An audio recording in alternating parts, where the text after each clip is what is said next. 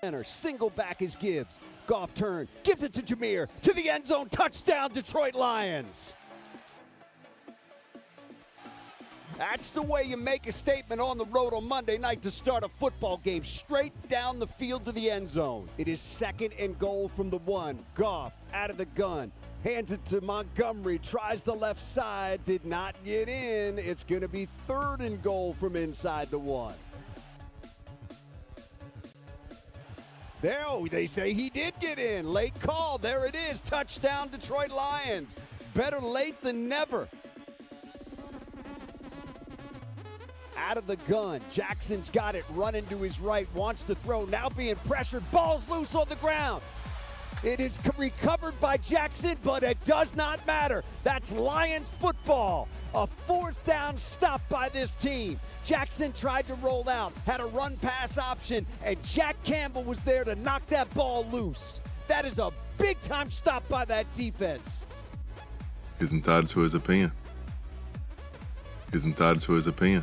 Lions show 4 across the front. There's the snap. Jackson back, looking right. Pressure comes. Jackson still looking. Stepping up. Gonna get hit. Gonna go down. Al-Quadin Mohammed got him. Goff out of the gun. Montgomery to his right. Jared's got it back and looking, throwing right side. Wants Amon-Ra. End zone. Got it. Touchdown, Detroit Lions. What a delivery that time by Goff, where only Amon-Ra with those late hands could pull it in. And the Lions are an extra point away from drawing even once again here in Baltimore.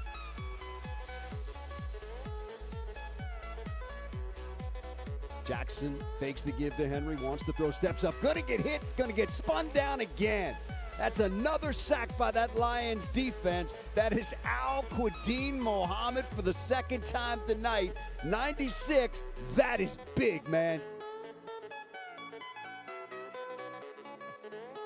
Goff up under center, turns, gives, Amon-Ra flips it out to Gibbs. He's in the house, baby. Touchdown, Detroit Lions. Oh, that is beautiful. Goff hands it to Amon-Ra. Amon-Ra flips it to Gibbs, and the Lions have got the lead back. From the Lion 19, Jackson out of the gun. He's got it, wants to throw. Jackson looking, stepping up. Now he's going to get hit, going to go down. Sack back outside the 20-yard line. That football came out, but they're going to say he was down. That is another big play by that Lions defense. Trevor Nowaski with the sack. There's the snap, Jackson back. Jackson looking, Jackson stepping up, rolling to his right, being chased. Still looking. Now he's going to get hit, going down. Taken down again by that Lions defense. Derek Barnes, I see you 55. That's a big-time play. The Lions stripped it away from Derrick Henry. What a big turn of events, and the Lions have got it now. Goff up under center. Montgomery the single back. Goff fakes to him, wants to throw, does downfield, wants Amon-Ra. Got him, made the catch inside the 40. It's a 1st down, but there's a flag down as well. It's a hold against Baltimore. That is huge.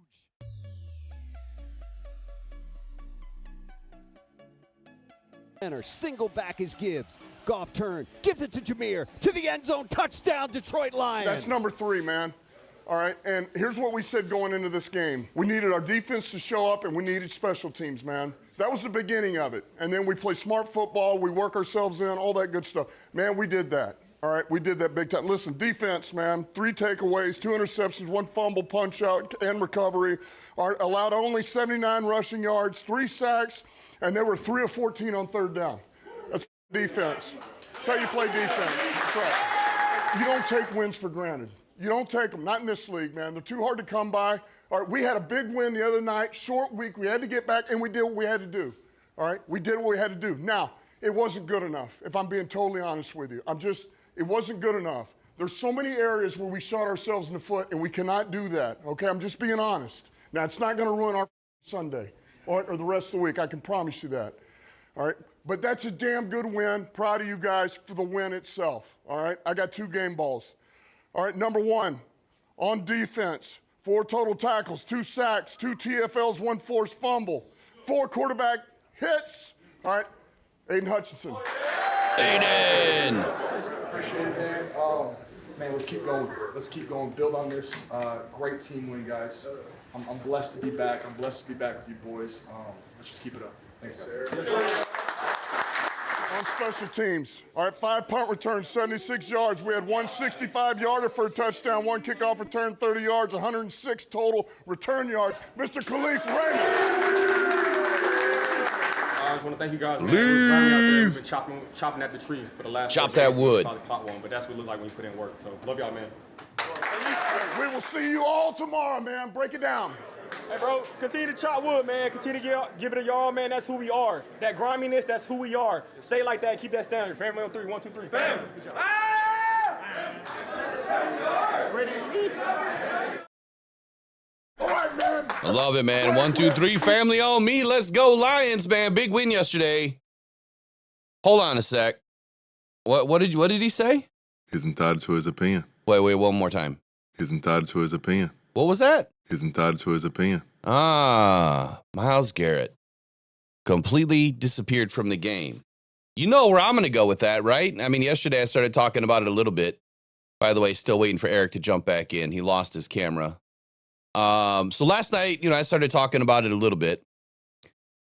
Aren't you glad we don't pay edge rushers, $40 million and bring them into this team? You're telling me that Myles Garrett couldn't beat up our offensive line? Now, we have a really good offensive line on the outside. We have essentially 2 rookies at guards, and Graham Glasgow, he's good. He's not elite, but he's good. And you're telling me that Myles Garrett and Malik Collins and Isaiah McGuire, they couldn't beat our offensive line? Huh. It's interesting, right? I don't know about you, but I would say that the edge position doesn't win football games. Just saying. It doesn't. What wins football games is you need to have a good back end. Now, the Browns are rated, what, 4th in passing? 4th in passing. Number 1 in defense. Number 1 off the edge. Almost number 1 on the interior of that defensive line. And yeah, they gave Goff some fits at times. Didn't get him for a sack. And that's partially due because Jared Goff was so good at maneuvering through that pocket yesterday. Knew when that play was dead. Knew when he had to get rid of it. Lived, to take the loss and take the next play. So I see someone's trying to call. You got to give me just a few minutes here and call back in, 10, 15, 20 minutes or so. If that thing's rolling, it shouldn't be rolling. So I'm sure you can hear me. Just give me about 10, 15 minutes. I don't even have the screen open to take calls yet. So 10 minutes. Anyway, edge position doesn't win football games. Aiden had a good game yesterday. He absolutely did. But did that win football game, right? Did that win the game for the Lions yesterday? My concern, one of my major concerns with this whole thing yesterday is the fact that we didn't get more pressure on Joe Flacco. We did not seem to run a very strict scheme yesterday on getting pressure. There's no way you're going to tell me the Cleveland Browns offensive line is better than the Baltimore Ravens. It's just not possible. It's not. And so why were we not able to get pressure? Why were our linebackers getting caught up in the middle? Why were we able to play to the level that we did against the Ravens? Now, overall, it was a good game, right? It's a great game. It was, a tough game because of injuries. It's absolutely freezing in here today. So great game, but obviously injuries had something to do with it, but why, what changed the game? Why were the Lions able to really start to pull away when this game was kind of tight for the first half? Well, our secondary started to step up. They started to make some big plays. Joe Flacco was not able to get his receivers to catch a football, and partially because DJ Reed was making plays. Terry and Arnold made a couple of plays. Amik Robertson made some really good plays. Like, lock that dude up right now, get him an extension tomorrow. He needs to be here next year, and probably the year after, and maybe the year after that. One of the best signings by Brad Holmes. But you want to know what was one of Brad Holmes' best signings for this whole season? It was the one that he didn't sign. That was the best one. It was not going out and spending all that money on an edge rusher that everybody was crying for. Because right now, when you're in a situation where you lost Kirby, didn't know if he was coming back, you lost Terrian, sounds like he might be out a week. We'll know probably the next 48 hours what the true extent is of that injury. And then there's DJ Reed, man. Just heartbreaking for this guy. He is the leader of that room along with Kirby. And for him to make such an amazing play on that football yesterday and run that all the way back to it. I mean, I thought it was a TD. I can't believe they called that ticky-tacky down. I mean, don't you think that now a defender, an offensive player, now a defender should have to make a play on the football? Okay, you're telling me that he's down because his foot touched the other player? Come on.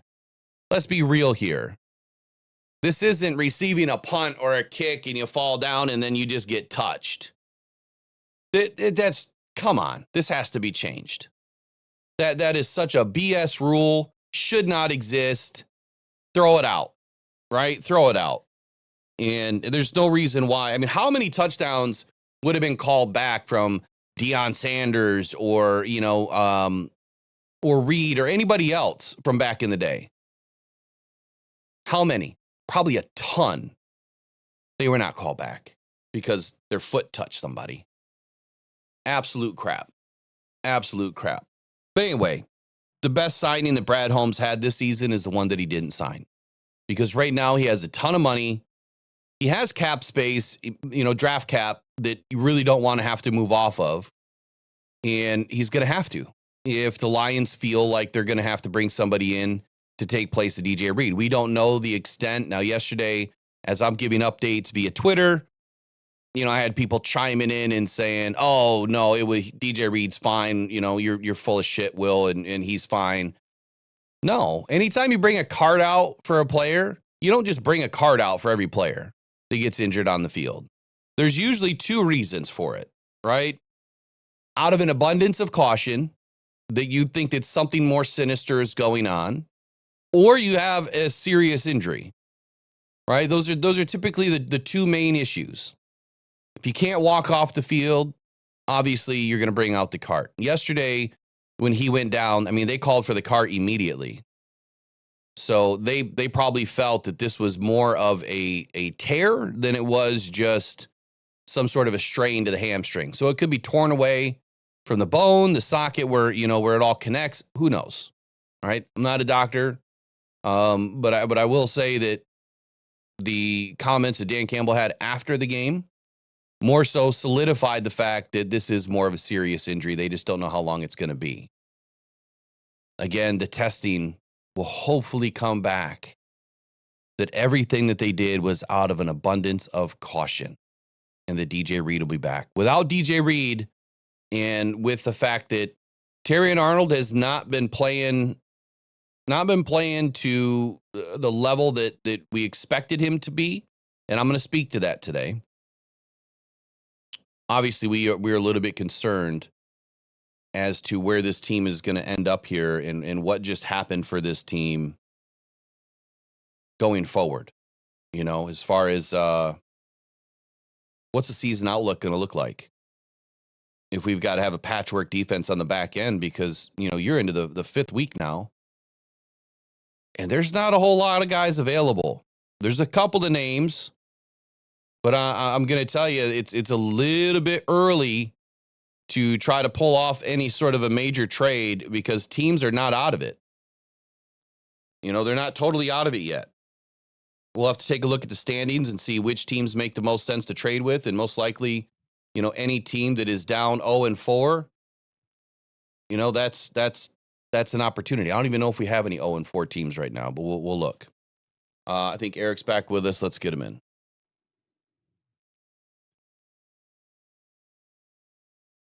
All right. Good morning, Eric. Good morning.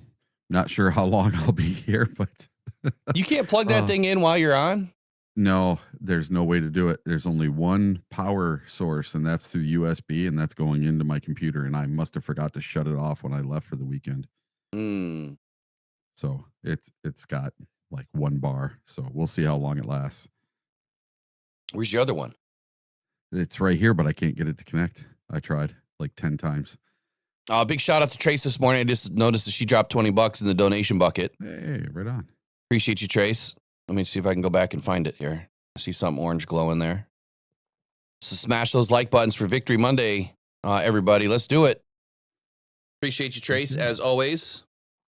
Yesterday was a big day for myself and all of the other cancer warriors and survivors. It was Game on Cancer Day. So obviously I had multiple cards filled out, one for the Rockhound Cancer community. And again, I have to thank everybody for all of your contributions to the Rockhound Cancer Foundation. Everything that you guys donate goes straight to that and the cause, and then it goes back out to the community in various ways. It's hopefully going to grow to next season, next year, 2026. Hopefully we can get this van rolling, man, where we can do free blood tests and ultrasounds. And I'm going to try to marry it up with golf tournaments. So try to do 2 or 3 of these a year. Let's try to pull one off in the spring, summer, and fall. And we'll have a lot of donated items to come in for auction and to really help push this thing to the next level. But that's the whole goal with the Rockhound Cancer Foundation, is to offer free screenings for thyroid cancer and get your baseline levels. So yesterday is a big day, man. And I appreciated all the messages that I received yesterday from everybody. And it's going right back out to you, man. There's a lot of you in this chat today that are part of that. So we've got someone that really wants to talk to us, I guess. So let me see who's calling here. All right. Hello, how you doing this morning? Doing good. This is Will with Rockhound Detroit Lions. Who do I have on the line? Oh, my name is Heather Mims, and I'm calling from Columbus, Ohio, and I'd like to give a shout out to Detroit Lions. What a great performance they did on yesterday against the Browns, and I want to say to Coach Dan, he did a fantastic job. And also, when they go to Cincinnati Bengals, I want the Lions to do the same thing with no mistakes, including no interception to another opponent. We will continue to win all the way. Like the song says, down the field again, our Lions victory. Go Lions. All right. Go Lions. Thank you much for your call, Heather. You have a good day. How about you too? All right. Bye-bye. What a pleasant call that was to kind of get you guys smiling for the morning. Appreciate you, Heather. Have a wonderful day, man. Go Lions. Right back at you. Yeah, big game coming up at Cincinnati, especially with the unknown of how many injuries that we have going on. So, Eric, let me pause here and let's get your takes while you have camera, wherever you want to start, whether it's injuries or kind of what you saw in the field. Let's start with injuries, I guess. Let's go there. DJ Reed, sure. Unknown, not sure how long he's going to be out. Terry and Arnold, same thing. Could be a week, could be 2, could be 3. What is your biggest concerns here? Is this going to be some long-term stuff?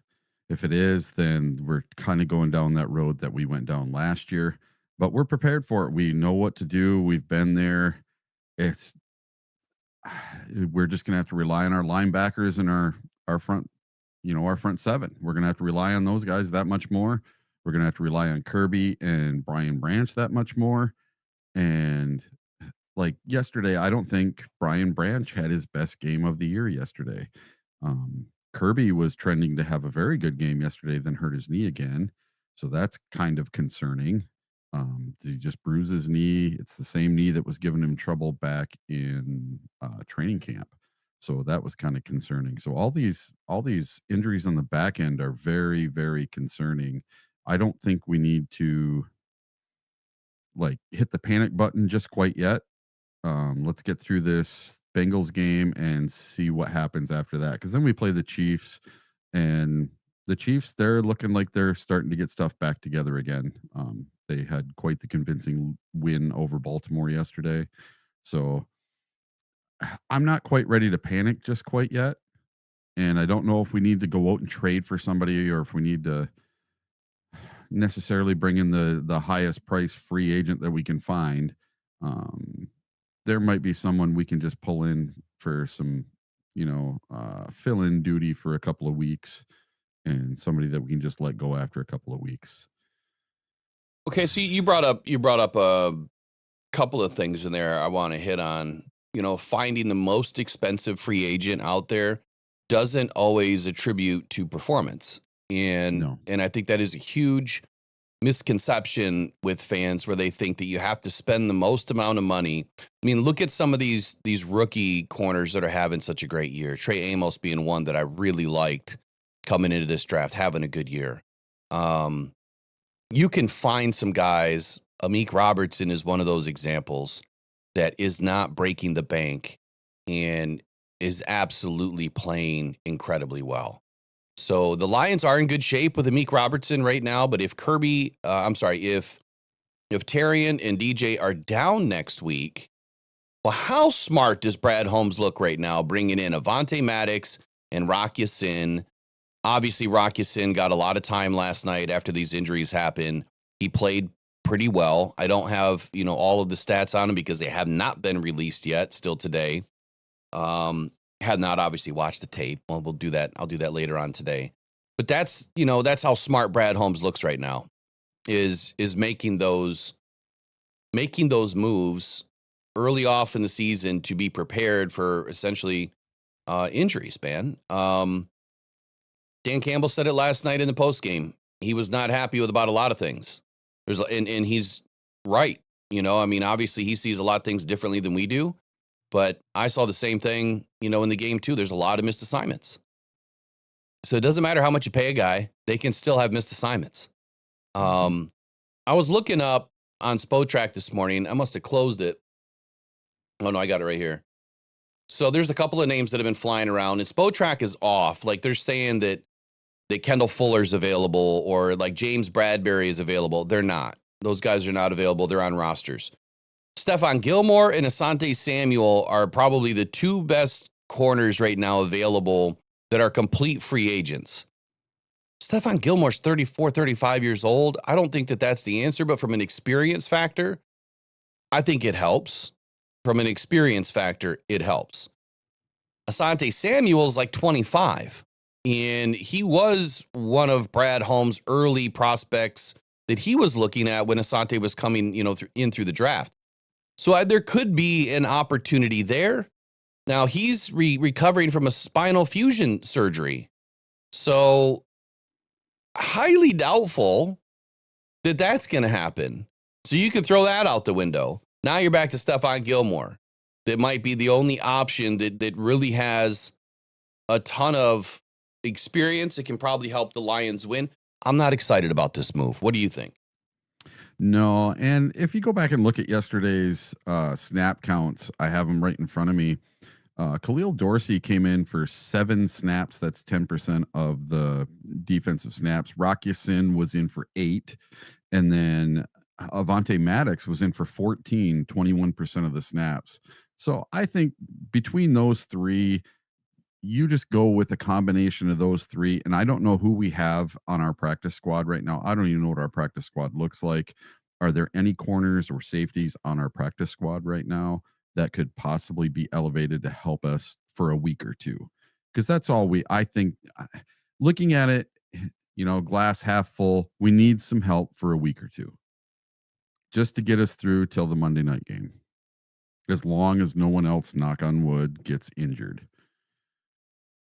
Well, I mean, I'll just be up front. Our practice squad is not full of corners and DBs like it used to be. In years past, it always seemed like we had a few. Trying to find it right now. It used to be on the Lions site. We got reserved, injured, practice squad. Here we go. Miles Adams on the practice squad. Let's see. Eric Hallett, safety. There you go. He might be able to play a little bit of corner. He's 5'11", 200 pounds. And I want to touch on this Terry and Arnold thing too. And then we have Lauren Strickland as a safety. So That's all we have. Could Brian Branch roll down to the nickel? Yes. You could put Brian Branch down to nickel. You could kick Amik Robertson outside. That takes care of that one side, or 2/3 of your corner duties. Yep. You still need the guy on the other side, which is Rock Ya-Sin. So do I see Brad Holmes making a rash move? No, I don't. I don't see him making a rash move at all, period. Is he going to need to be able to bring somebody in? Yes, but I think he's going to elevate those safeties before he does anything else. And give us an opportunity to, look, Shepard's going to have to call a different defense. We might be in more of a nickel as opposed to 4-3, simply because then you have more guys on the field that can make plays. You can double up receivers a little bit easier. You're not going to be able to get a ton of pressure on the quarterback. You're going to be forced to try to win, with your 4 up front and maybe 1 linebacker, but you can't thin out the herd and expect to get a ton of pressure up front. Aleem McNeil needs to get back on this team. He's and it's going to take him a couple weeks to get rolling, but he needs to get back on this team. Maybe they're trying to wait it out as long as they can. Maybe he's back before the bye, gets a game in. Maybe he doesn't. But the sooner he gets back, the better this defensive line gets. But Tyleik Williams was, a week ago, he was on Monday night, I think the 4th highest graded defensive tackle. I said that he was going to have to play his best game of the year, and he did. He absolutely did. So I'm not as concerned with what we have on the line. It's just last night, I think that scheme that we were running didn't look as good as what it did on Monday night. Let's touch on Terrion Arnold for a minute. Sure. TA has been catching a lot of flack from fans and media. And look, my take on this guy. I think that the ceiling is much higher than the floor is lower. I feel like he is caught right now between 2 defensive coordinators, 2, different cornerbacks coaches. Stylistically, it looks the same, but schematically, it also looks the same. It's different. So they're asked to do different things. And whenever you're sending your linebackers in, more often than not, it's putting more stress on the corners. So these guys are on an island a whole hell of a lot more. You're asking these guys, a young corner, to play on an island, and it's now in his 2nd season having to manufacture playing at a high level while having to learn a second scheme, a second different way of doing things. Again, it could be 50% the same, but it's that other 50% that it could be tough for him to just grasp right now. Last night, I made the analogy. I try to ask Lions fans this. You can answer it for us this morning. When did Darius Slay start to become a pretty solid football player? About year 3. There you go. Most corners in this league take 2 seasons, and by their 3rd season, they should be flying. Very rare do these guys jump out of the box in year 1 and play lockdown. And even more so than that, in year 2, you should see a significant jump, and it's usually the last half of the season. I don't think there's anything wrong with TA. I think that he's in his own head right now, and yes, he does have some things to correct. But I think there's more good than bad. And last night, when he got pulled and then put back in, I think he played a little bit better. And I know he did, because he was stopping the run. He was getting in there after the run, and then he gets hurt, making a tackle in the run game. So he's a willing tackler. He's an aggressive individual. I think he's going to be fine in the long run. It's just going to take a little bit of time. And the biggest thing, Eric, and you know this, the standard, man. The standard is set. So when Dan Campbell and Calvin Shepard say, hey, these guys are not playing to our standard, look, this is a Super Bowl caliber team. This is not a bottom feeder in a division saying that you got to play to our standard, which is, just play okay. Like, don't let up all the big touchdowns. Just try to keep it in front of you. They want to win every game, every snap. And if you're not, that's not to the standard. So I think that there's too much pressure being placed on Terrion Arnold. Back off the guy. Like, give him a chance to breathe and he'll get through it. What do you think? Yeah. If you could get in your little time machine and go back to just after week 4 of Darius Slay's 2nd season, you would see all these articles written about what a waste of a 2nd round pick. this is one of the worst second-round picks we've ever had, yada, yada, yada. Well, he worked out pretty darn good after a few years. So just give it a little time. He's been nicked up all through training camp, all through the beginning of these first 4 games. He's been dinged up every single game. Let him get healthy, and he's going to have to limp through these next couple of games until we get some reinforcements back there. Hopefully we get DJ Reed right back quick, and hopefully we can just hold down the fort until everybody gets healthy. That'll be great. I don't think we need to panic yet. If now something goes on this week and let's say TA goes down for 6 games on this game, then I'm going to start to panic. What do you mean? Like if he's in against Cincinnati? Yeah, if he's in against Cincinnati and he goes down in the first quarter and he's out for 6 weeks, then I'm going to start to worry. Then we have 2 of our top corners are gone for, especially if Reed is out for 6 weeks or something. If we're missing 2 of them for a significant amount of time, that would make me worry. Yeah, I got you. I see we got some trolls in here. Good morning to all the trolls. As always, welcome in. So a lot of them are probably mad at me for what I posted on social media, but you know what? The Packers had an epic collapse last night and against the Browns, and I guaranteed on Friday that the Detroit Lions would score more than 10 points against the Browns. And what did we do in the first quarter of that game? We scored 10 points. What did we do in the second quarter of that game? We scored another 10 points. We had 20 by halftime. So I told you. I told you. Hey, I mean, let's be happy for a moment. Yeah. Who's the Kings of the North right now?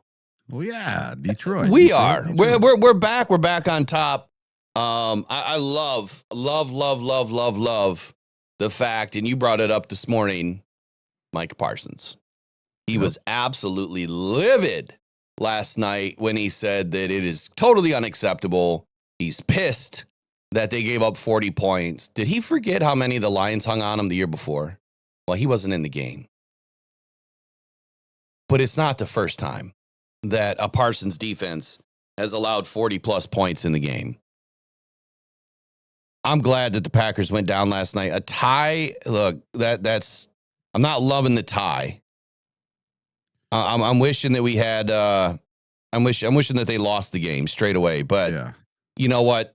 It puts us back on top in the first quarter, and that gives the Lions something to build on. Now they have to continue to win. Look, the Packers, they came out hot, man. I mean, Eric, you said it a few times. They came to play us. They didn't get ready for a football game against somebody in the NFL. They wanted to beat the Lions, and they sunk everything that they had into that game. We were not prepared. And now that, we turn that page in weeks 2, 3, and 4. We've gone up against some of the best defenses and offenses the last 2 weeks, and we've hung 30 plus points. And now that number's starting to dwindle. Remember the scoring defense number? It's starting to dwindle a little bit. The Lions are getting back or close to keeping teams under 20 points a game, which is a key. It's a key factor in being able to win a lot of football games this season. What's your take on? Well, I got a few things. So the Lions are scoring 34 points a game right now. That's what they've averaged through 4 games. In their last 3 games, they've scored 124 points. So the offense is just fine. Our defense is coming around. I think we're going to be A-okay. The Packers, meanwhile, after 2 games to start the season, their players came out and said, I think we're going to go undefeated. I think we're going to win the Super Bowl. I don't see a team that can beat us. And he actually said, some of their players actually said this. It was their defensive end. I can't remember his name, Walker. And it's just, they came up with this arrogant cockiness. And now 2 games in a row, they have absolutely imploded. So that was good to see. And then to see the Steelers come out and beat the Minnesota Vikings over in Ireland, and pretty handedly too. They beat them. Carson Wentz was no big deal. So I don't think they got much of a QB controversy over there. I think JJ is going to be back sooner than later. but they drop a game, so they're 2-2. And then the Bears, they won a game and they made it up to 2-2, but they tried to run a play yesterday that didn't work out so well for them. They ran the stumble bum, and it did not work. No one was open. He had to throw it. He had to throw the ball away, basically. And they are so lucky that they blocked a field goal with a couple of seconds left. Otherwise, they're 1-3 because they barely beat the Las Vegas Raiders. That was such a close, contested game. And Caleb Williams is super, super lucky to get away with a win on that one, him and Ben Johnson. So we got 3 teams with 2 wins and us with 3 wins. I'll take it all day, even though the Packers only a half game behind us. They own the tiebreaker against us in the NFC North. So we need to put some wins together, and we need to beat them on Thanksgiving. That's going to be a hell of a game, man. I'm trying to get my kids up for that game or the Steelers game. Both those games are going to be great games to watch. Let's dive into the playbook here. Let's see what else we have going on. We got our opening statements out of the way. We went through the Lions locker room, injuries we talked about, a couple of trade options.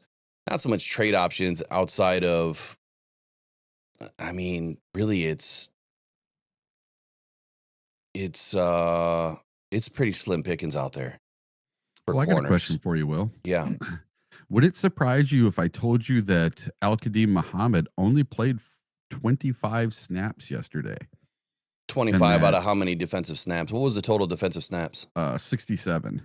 So he did 37% of the snaps, but then Lacey did 27 snaps at 40%. So he actually played more than Muhammad did. So I'm wondering if Muhammad's knee was bothering him a little bit yesterday because he wasn't out there as much as he was in the game before. Yeah, and so that would make 0 sense, right? I mean, Muhammad absolutely played incredibly well on Monday night. He had the better game of anybody on the defense.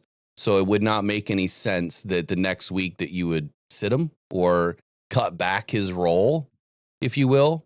I think that in this game, there's 2 factors for me, maybe more, but at least 2. Number one, if you have some guys that are a little bit banged up, you're going to roll back, just like you said, if his knee was bothering him, you're going to roll back his snap load. And it makes perfect sense, right? You're trying to make sure that he's there long-term throughout the rest of the season. It's not an indictment on his play because clearly just 6 days prior to that, he was the best defensive end on this team against the Ravens. So that wouldn't make sense. The ideological, the path, it doesn't line up with that. So and then you're getting Tyler Lacey some snaps. Why? Did the Lions totally, feel, I mean, and when I say Lions, I'm talking about Calvin Shepard. Did he? No respect for the Browns. You know what I mean? Did he just not have enough respect for, and that's kind of what I felt last night is, man, this defense looked really vanilla in that first half. Like really vanilla. Like they just weren't doing anything that they were doing the week before or the game before. Obviously, you don't need to contain Joe Flacco, so that part of the defensive scheme didn't need to be there. But this wasn't a game where you could have had Aiden and Quan, as they like to call him, pin those ears back and get after Flacco every play. But they didn't. They absolutely didn't. We sent a lot more linebacker blitz, more so than, and again, I'll watch the film today, but I felt like we sent a lot more linebacker blitz last night than really trying to get, our edge guys after Flacco. So I feel like the defensive scheme was much different for this game, which lends to, Al-Qadim Muhammad not having to have as many snaps, get him as much rest as possible, get Lacey up and get him some extra snaps so that you can get him ready for the rest of the season, right? Because up until this point, he really hasn't played it at all. I think last week was his first opportunity. Yeah. And I don't remember how many snaps he had last week. So I think that's the 2 points that I'm taking away from this. To your point, that knee was probably bugging him. Let's talk Kirby. Okay. Unless you have anything you want to add to that. Well, after this, I got 2 questions I want to ask you about. Go for it. I mean, you can ask them now if they're in line with AQM. Well, kind of. So the first one is, through the first 4 games of the season, we have allowed a touchdown on the opening drive to the opposing offense 4 games in a row. That has to stop. And then my second question is this. Aiden Hutchinson was going up against a former Detroit Lions offensive tackle yesterday. Cornelius Lucas. Yeah, Cornelius Lucas. And he did one of the dirtiest looking plays I've ever seen. Dove right for Aiden's knees, right off the get. And they showed it on the Jumbotron, but I watched it because they were right in your end zone. They were in my end zone going away from me. So Aiden was on my left. He was right there. And Aiden went to go crash down, and the guy just took his knees out. And if that guy wouldn't have taken his knees out, he would have had him for a sack, no issue, because Cornelius Lucas was just letting up pressure like you wouldn't believe. He was just a sieve. He was not very good. So what do you think about the Lions giving up a touchdown on the opening drive every week? And what do you think about all these teams diving for Aiden's legs? I don't get it. I don't either. It's not legal, right? It's not a legal play to dive right at somebody's shins. No, I didn't see the play. So was it underneath the knee? Oh yes. Yeah. It's not a legal play. Yep. We've been watching that happen every week. What are they trying to do? What are they trying to prove? Are they trying to get Aiden to worry about his legs from the very beginning of the game to kind of get in his head? I mean, are they playing that style of art of the war where we're going to dive at your legs and now we're going to make you think twice before every play? And I mean, it works, right? If you get in somebody's head like that, he may not have the best game in the world. Well, obviously Aiden turned that around later in the game. I mean, had his best game yet of the season. Not without mistakes, but he played better than he did worse in this game. I think that Aiden played extremely well. He just had a lot of things in the beginning that I didn't like. So I guess to answer your question, I think the Lions need to send something to the NFL with this, because it's every week. It's every week that they're doing this. And I don't want to see Aiden get hurt again, especially if it can be prevented, right? And it shouldn't happen. What was the second part of the question? Just that the Lions have given up a defensive or an offensive touchdown to the opposing offense on the opening series of every game. I don't understand that either. You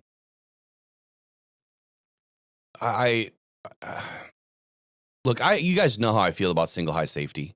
The Lions run a ton of man. And in this game, where's my notes? In this game, when we started out against their first offense, we went zone on the first play. Reed gives up 11 yards on that first, I think it was a first pass. And then we went single high. They gashed us for 10 on the ground, 2 first downs in a row. And then we went single high again. They ran right for 2 yards. We went single high again. TA made the stop on a run up the middle. And then they went single high again. And then Anzo on a linebacker blitz. There was a little bit of holding on Branch and Arnold. They got another first down. We went single high again, and DJ Reed got beat deep. Then we went single high again at the 7, no huddle. We went single high again, DJ Reed for the stop at the 4 at the 4. Then it's third down. We go single high again. I mean, we're in under the 5-yard line. What are we doing in single high safety? I mean, it looks like single. It's probably different. I got to watch the film. Either way, we had one safety in the middle of the defense. We burned it. We burned a timeout because we had 12 guys on the field. Like, that shouldn't happen. I'm sure Dan Campbell just melted on that sideline. He loves to hold his timeouts. But man, did we not stiffen up when they got down underneath the 5-yard line? It took them Man, I don't remember where we were on after DJ Reed got beat deep. I don't know if we were at the 9, the 10. I think we were at the 9, maybe the 8. But in the last 10 yards or underneath, it took them 1, 2, 3, 4, 5, 6, 7 tries to get it into the end zone. And they scored on a 4th down touchdown. So that I loved, the fact that we stiffened up again.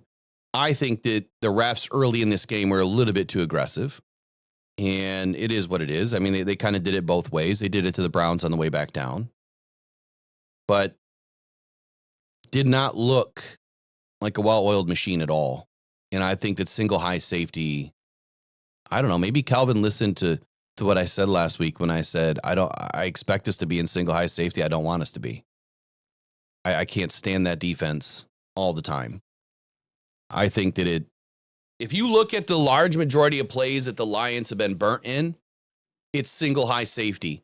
And Kirby has to make a decision. Which way am I going to cover? Which receiver am I going to go help the corner on? He has to make a split decision and know where that ball's going. I'm not saying Kirby's a bad safety at all, but I feel he's late often to helping simply because he has to cover so much ground, right? And he's so far back. I don't know, man. I guess I would love to hear what All 22 has to say about this. We'll see if he's going to come in for his weekly spot. Yeah. Maybe tomorrow or Wednesday, whenever he gets a chance. But I would love to know what he thinks about that, because I feel like we get burned way too often. But you're right, man. We should not be allowing touchdowns. Like, if anything, we need to get these guys on a 3 and out.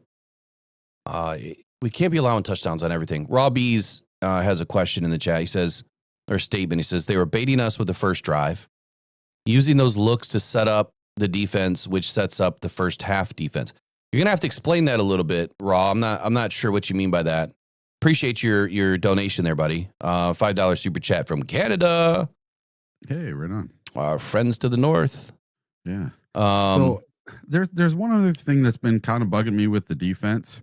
Every time we get an interception, it seems like there's a defensive holding penalty on Branch or someone. Yeah. And, even when Branch had his interception for a touchdown, got called back. Who was it yesterday? Kirby had another one and it got called back, or was it Terrion? I can't remember. Somebody had another one. Are you talking about who had the penalty? Who had the interception?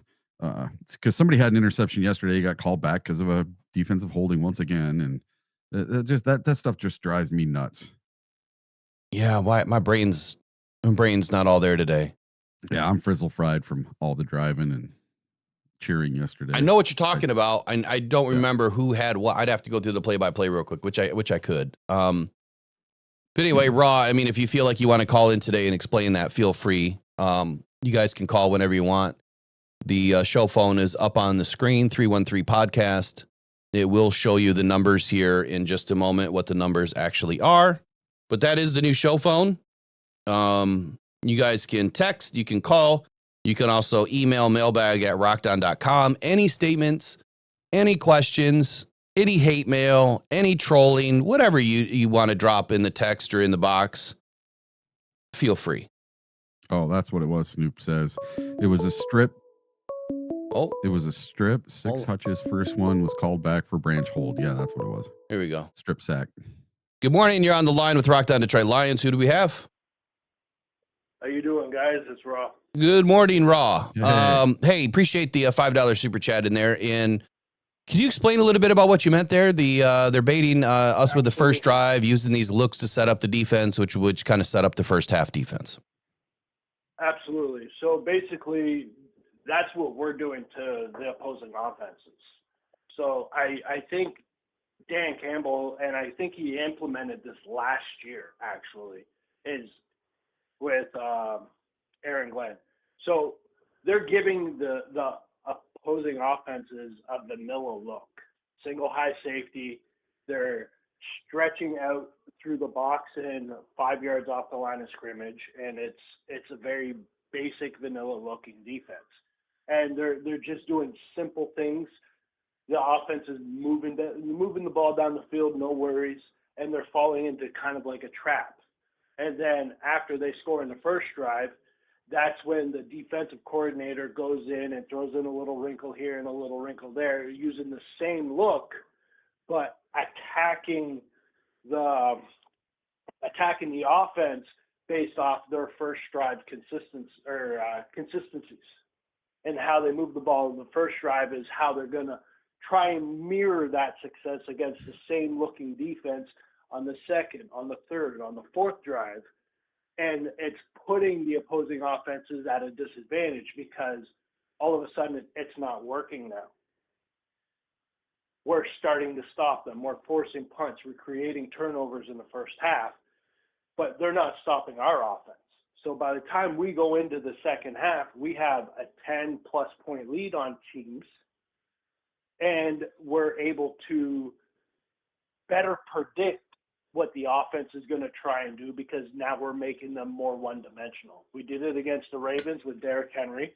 We made them very one-dimensional. We took out Derrick Henry. Week one, we did it against the Packers. However, Jordan Love made those clutch throws down the field. That's where Calvin Shepard was saying, we're like 2 plays away from changing the entire outlook of this game. The TD to Reed in the corner of the end zone, and then I believe it was Golden who caught a deep pass as well. So I think they're baiting them with that first look on the first drive. They're giving up that TD. They know they're giving up that TD on the first drive, and then they're letting the offense become complacent, predictable, which plays into their hands and how they want to change the pass rush up a little bit with different looks. They want to change the coverages with different looks, but they're doing it out of that same formation that they felt so comfortable scoring on that first drive. Do you really think that the Lions are willing to give up a touchdown? I mean, I can't imagine that they want to really give one up.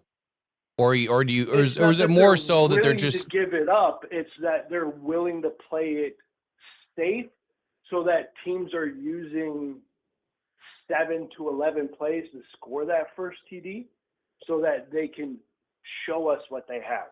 I got you. They're counting on you because everybody wants to start quick in the NFL, especially against a high-powered offensive team. You want to score quick. You want to put points on the board. Yep. They're not letting you score quickly. They're letting you score if you earn it, but they're kind of pulling the coverage a little bit to give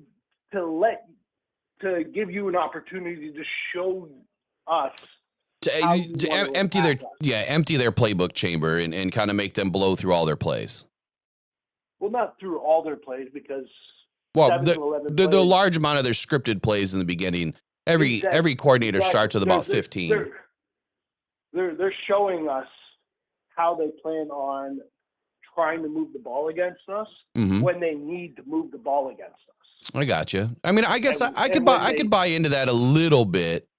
And I don't know about you, but if I'm playing a team, I would rather them score 7 points early and then stuff them out for the rest of the game than to be in a back and forth battle to where you really don't know what's coming. Like, they can keep you on your toes and kind of throw a wrinkle into your defense. I got you. Kind of what the Packers did to us week one. I got you. All right. So, I mean, I could buy into that a little bit. Let me get your opinion here on the cornerback situation in Brad Holmes. Absolutely. Yeah. So, I mean, chat a few times. Yeah. Everyone's giving TA flack. Everyone's giving TA flack. What people don't understand is TA is a physical corner. He was a physical corner in college. He's physical corner year one. He's physical corner year two. He is a physical corner. He's going to play with his hands in the wide receiver's chest. I think the officials are using this as leverage to give the opposing teams an opportunity to handicap us and let them move the ball to kind of keep the game within a reasonable, manageable score. So they're using him as basically bait to bail out teams that, like, TA had a wild flag thrown on him in the end zone or in the red zone where I forget that wide receiver's name. He was a big wide receiver. he caught the ball on a little zig route. And he put his hands on TA. But because TA reached out, TA got called for the holding, and he was flat-handed. He didn't grab nothing. Oh, against Hopkins, you talking about last week? Against the Browns. No, Oh, against the Browns. The big wide receiver they got there. Not Like, Judy? all he did was put his hand up. That is like Clement or something like that. I can't think of his name. I can't either. Big, tall wide receiver. I don't know. It seems like TA gets his fair share of these ticky-tacky calls. Yes. He does. But I like your... He did have 2 calls against him, against Hopkins, that I was like, that's really not holding. I don't understand why they keep throwing these flags. Well, he definitely had a own calls where he earns the flag. Absolutely. I'm not saying he don't earn these flags. He does earn some of these flags. But there are flags that are thrown to where you're just like, I've seen other players do the exact same thing, and they get announced as, oh, this is a great play by an all-pro corner, or this is a great play by a future Hall of Famer. And TA does the same thing, but he's getting the flag thrown on the field. I think that's more of a handicap they're giving the offenses to move the ball on our defense, because they're struggling. Mm-hmm. The Packers were struggling to move the ball. The Ravens were struggling to move the ball. The Browns are struggling to move the ball.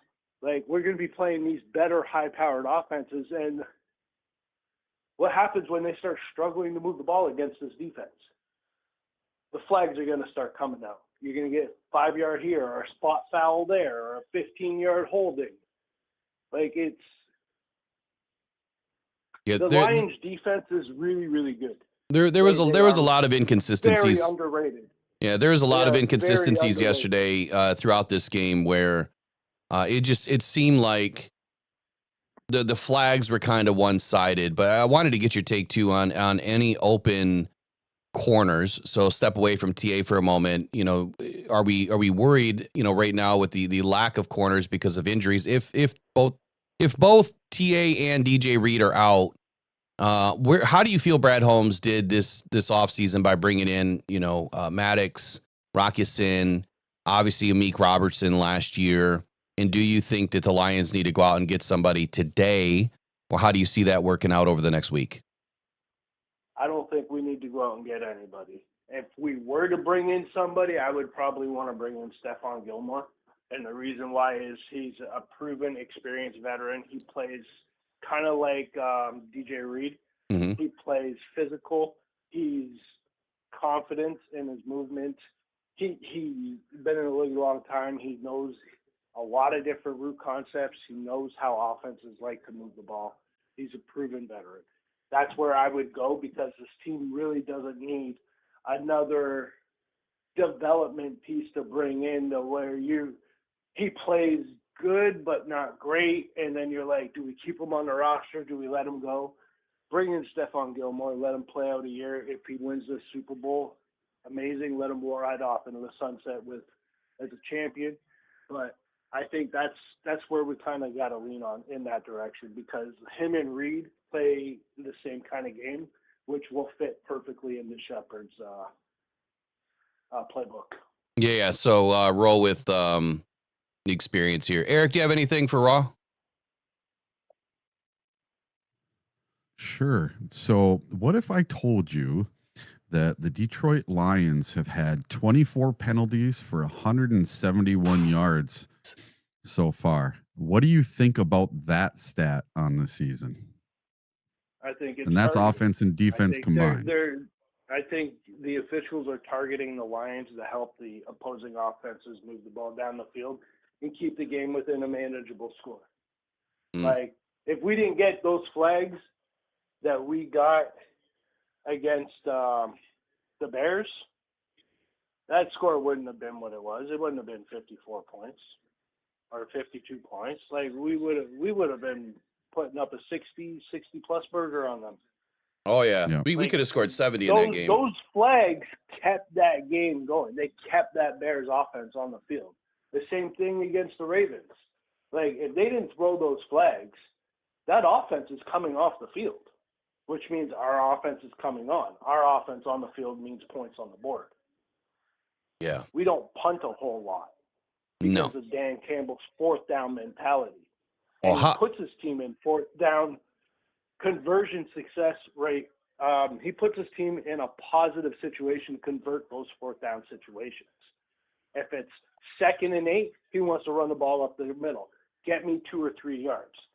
Now it's 3rd and 6, 3rd and 5. Run that ball to the sideline. Get me 2 or 3 yards. Now it's 4th and 2. That's conversion. That's a situation. That's a situation where you're going to convert more than you're going to fail, especially with this O-line, especially with those running backs, especially the way these wide receivers block downfield. You got Amon-Ra St. Brown coming across the middle, ready to take on a defensive end, so the tight end can hit the linebacker. So Absolutely. that the tackle can get downfield to take on a safety. Like, this is the way this team is built. These guys don't have fear. You put a bigger opponent out in front of them, we're going to eat. I did want to mention one other thing. Sure, go for it. You touched on it when you mentioned Aleem McNeil.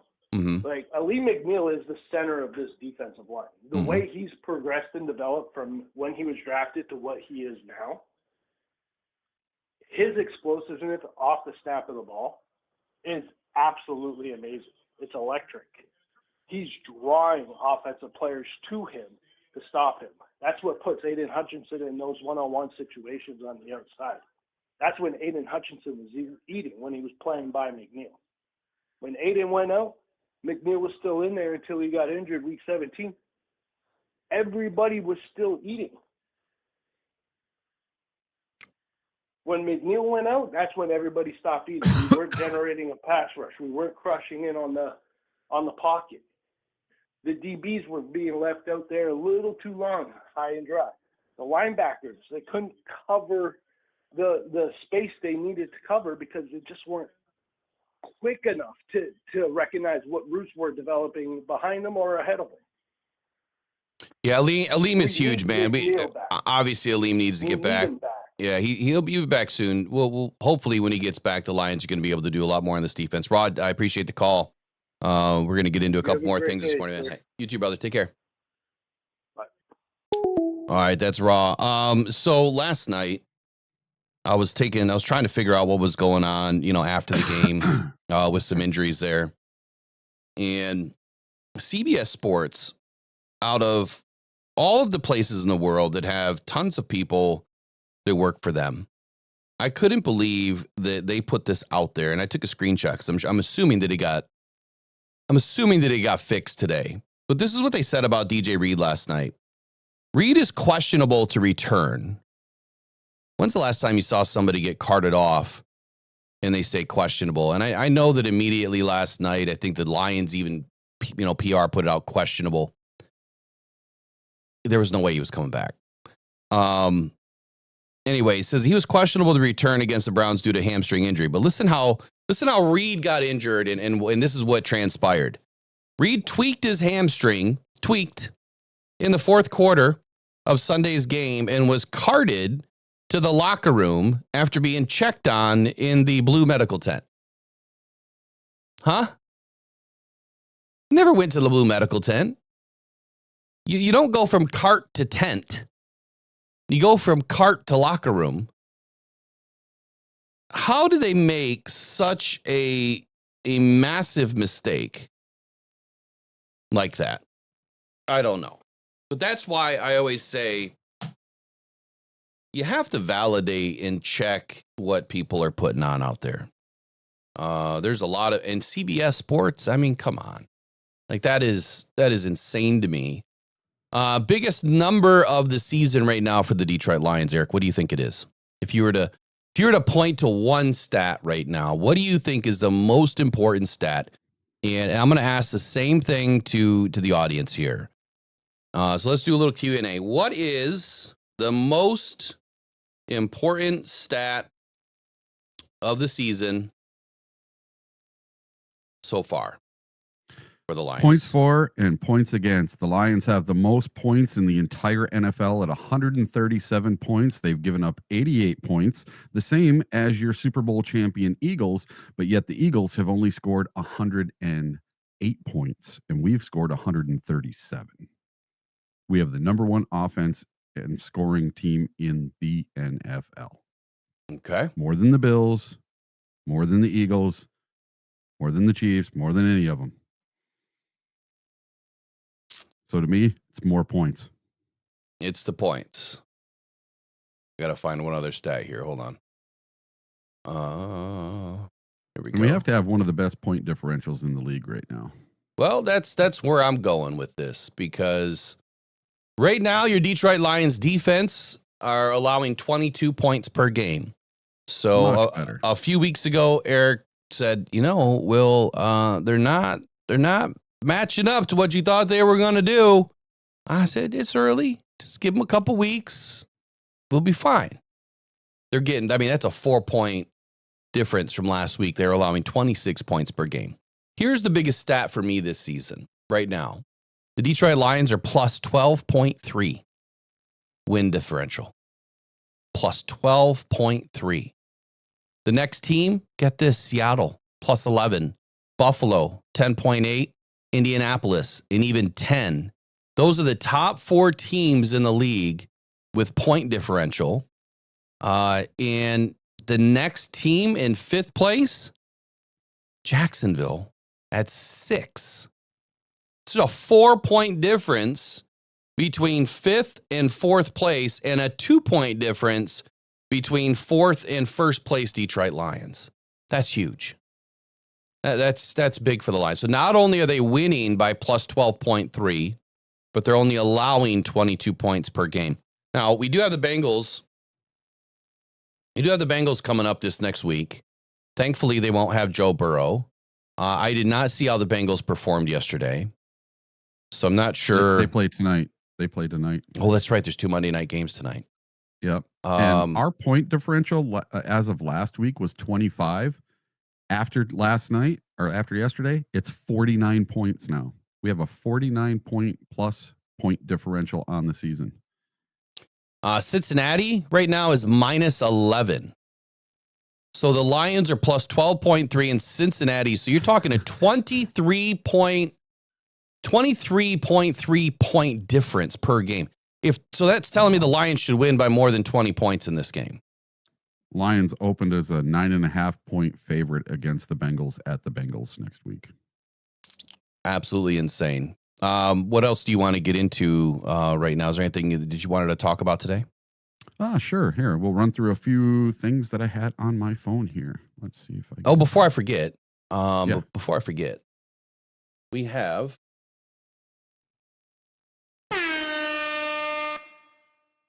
it's birthday Monday.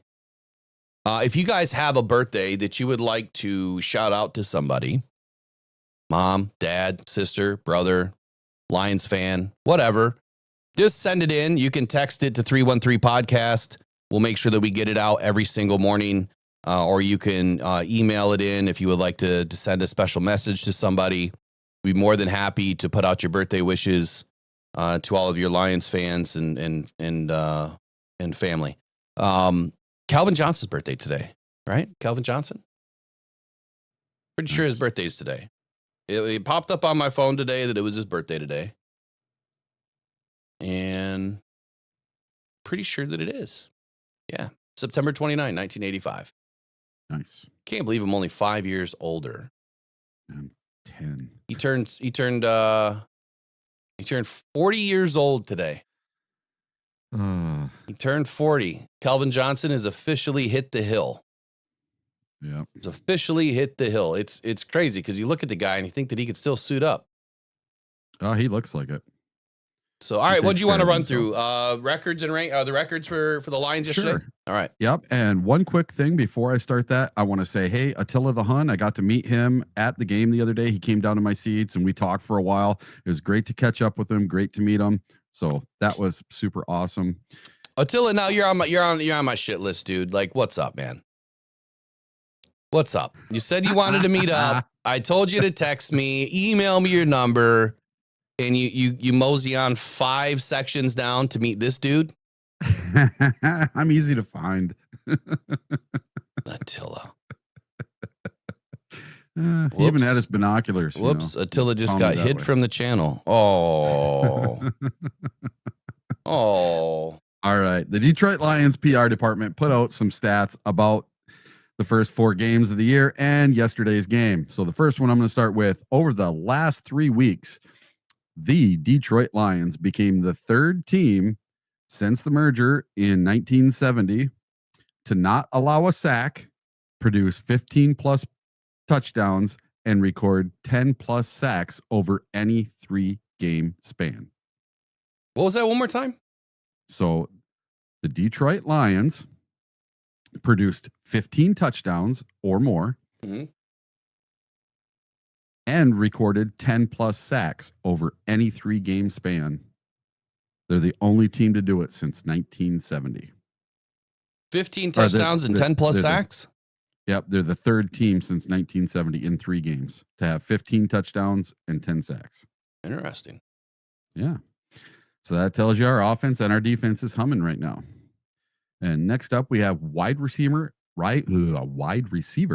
Amon-Ra St. Brown is the NFL's first wide receiver to produce at least 25 receptions, 300 receiving yards, and 6 touchdowns through the first 4 games of a season since Randy Moss did it back in 2007, and he's only the 9th player in NFL history to ever do so. Amon-Ra St. Brown? Yep. It's insane what he has become, man. During the keys of the game and everything that I put together, I said that there's no reason why Amon-Ra St. Brown wouldn't be our leader yesterday. He is the man beater, against any man defense. He has been able to produce. And if you can beat a man defense like he did yesterday, again, and every week, it's just so fun to watch how he works, man. He is gritty, and I don't use that word as often because it seems like it's really played out. I don't care what sport it is now. I don't care what it is. It seems like everybody uses the word grit now. Last night, and not going off on a tangent, but I get home last night and we leave the TV on for the dog, and it was on Grit TV, like the lower right corner of the TV said Grit. I have no idea how it got to this channel. Maybe he changed the channel. I don't know. He was watching some old Westerns, I guess. Grit TV apparently is a thing now. I don't know anything about it. But anyway, go ahead. Grit TV. All right. They're joined a new player yesterday. There's only been 3 of these players in Lions history to produce 70 plus scrimmage yards and a touchdown in 5 straight home games. Number 3 was Billy Sims. Number 2 was Barry Sanders. And then finally yesterday was Jahmyr Gibbs. He had 90 plus yards rushing and a touchdown yesterday. All right. So Lions edge Aiden Hutchinson is the first player in franchise history to accumulate the following numbers over any 3-game span: 5 quarterback hits, 4 sacks, and 2 forced fumbles. And it would have been 3 had not there been a penalty. 3 fumbles? He would have had another strip sack yesterday had there not been a penalty. Oh, yeah. Well, I mean, the penalty, that's why he got there. Yeah. All right. So the only players in Lions history to produce 2 plus receptions in 2 touchdown receptions in 2 straight home games. There's only been 2 players in Lions history. Can you name the 2 players that got 2 plus touchdown receptions in 2 straight home games? Say it one more time. So there's only been 2 players in Lions history to produce 2 plus touchdown receptions in 2 straight home games. There's only been 2 players in Lions history that have had 2 touchdown receptions in back-to-back home games? Yep. That doesn't seem right to me. Yeah, me neither. You're telling me that Calvin Johnson didn't have 2 plus TDs in 2 straight games at home? Yeah, apparently not. He had to have. No, it's Amon-Ra St. Brown in 2025 and Roy Williams in 2004. Wow. And this is put out by the Lions, so I would tend to believe this. And it's crazy. So this is my last one, and this is my favorite one. For the first time since sacks became an official statistic in 1982, the Detroit Lions have gone 3 straight games without allowing a sack in a single season. So that's the first time the Lions have ever done it. Yeah, in 3 straight games. Yep. 3 straight games, no sacks. Which I was speaking to that a little bit last night and this morning. I mean, Jared Goff, he is, well, number one of the keys to the game that I said was going to be very important for Jared Goff was being able to be mobile enough to climb that pocket, to, find the outlets quickly, the 2.2, 2.4 second quick drop and get the ball out. But most importantly was some rollouts, utilize the speed out. And he did that a little bit last night or yesterday. But also just knowing when to fold them, man. You just got to know when the play is busted to just get rid of it, just to dirt it. Don't try to do too much. And that's what he did. And that's why he was 16 of 28 last night, I think. And yeah, the numbers may not have been great for his overall rate, but you got to know when to fold them. You got to know when to hold it, right? You got to know when to walk away. And that's what he does. And he does it at a high level. And he played excellent last night, not allowing those defensive ends to get at him. Even though when we were beat, I mean, there was that play with Sam Laporta last night where he was singled up on Myles Garrett and he got beat clean. I mean, immediately. It was like Garrett blew on him and he was right past him. That kind of stuff can't happen, right? And thankfully, Jared Goff did what he did to get rid of the football. So good stuff last night, man. Or yesterday. Good stuff. Indeed. Anything else?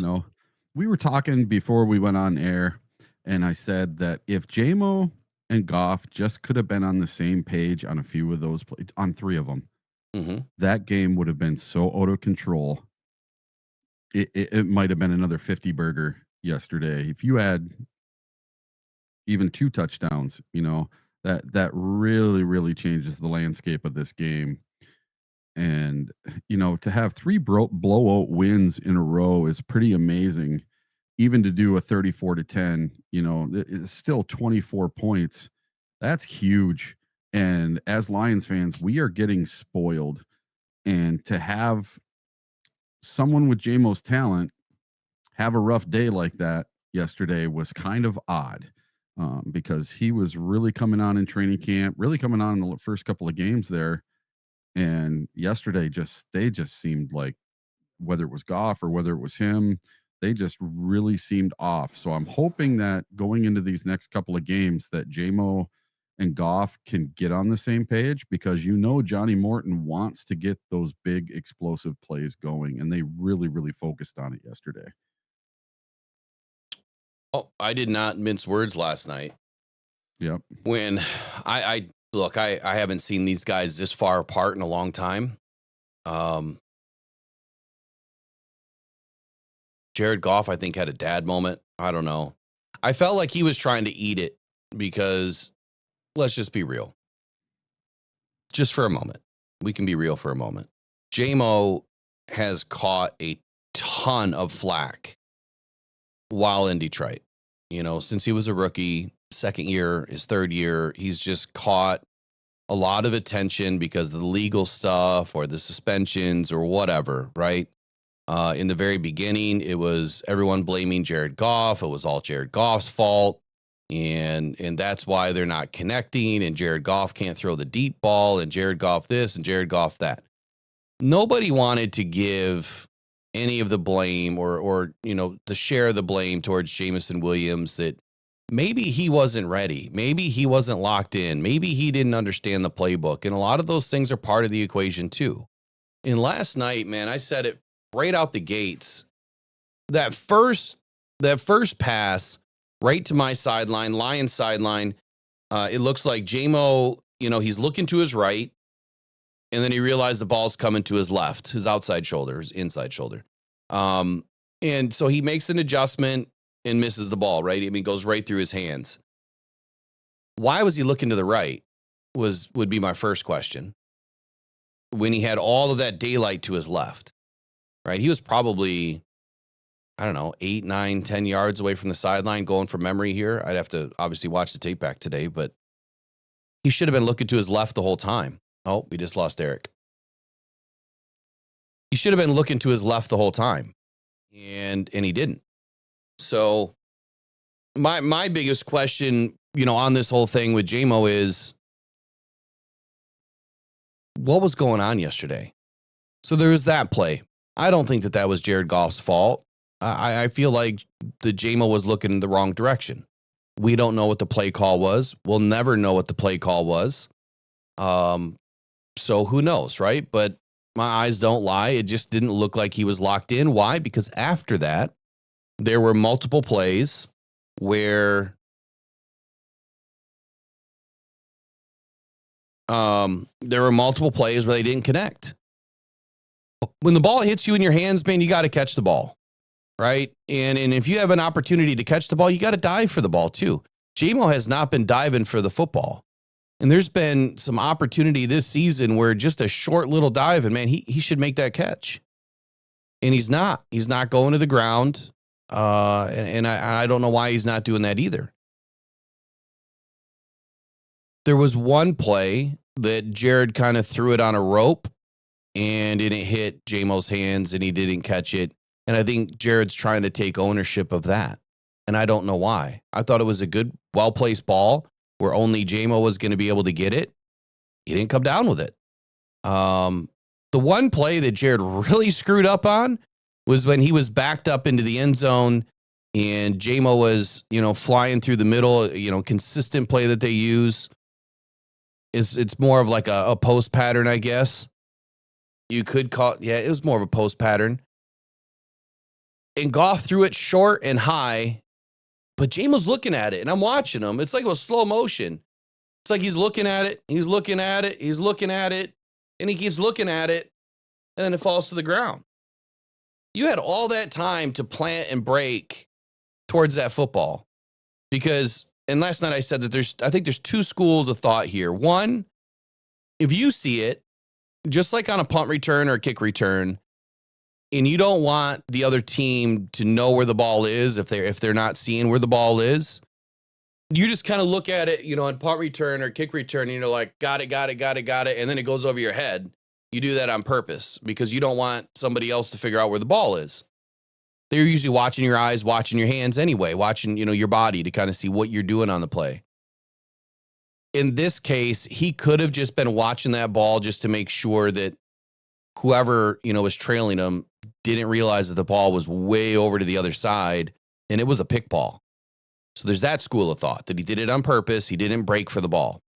The other school of thought would be, man, you got to break to that ball because if they do see it's coming and it's a poorly thrown football, you got to go knock that ball out of the air and not allow an interception. Thankfully, the ball fell to where nobody really was. But I think Jamo had an opportunity on that ball too. It's an effort play. So I'm questioning a little bit of effort, but then again, I'm not blaming Jamo at all on that play. No way, not going to happen. That was a terrible ball by Jared Goff. But there was 3 plays in this game that I felt that Jamo just did not connect on. He was not locked in. He looked off. He didn't look like his head was in the game. I'm not going to say what I really thought, but I'll leave that between me and my dad of some things. It looks like Eric's not going to be able to make it back. His camera's dead. Just really weird game for Jamo yesterday. Just really weird. And I think that Jared Goff ate it just because, he wants to be a leader of this team and he doesn't want to put any undue stress on Jameson Williams or, get the fan base all riled up again against Jamo, and nor do I. It was just a bad game, man. They have him. Just like Terry and Arnold, right? He's going to have some bad games. He's just having more bad games in a row than Jamo is right now. So it is what it is. And hopefully it does not exist next week. Brent, have a good day, man. Appreciate you. Kevin,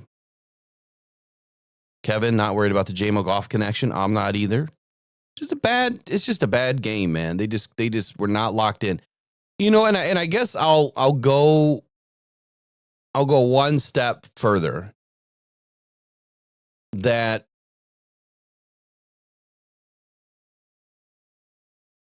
this game just seemed off from the beginning. Like, did the Lions celebrate too much after the Monday night win?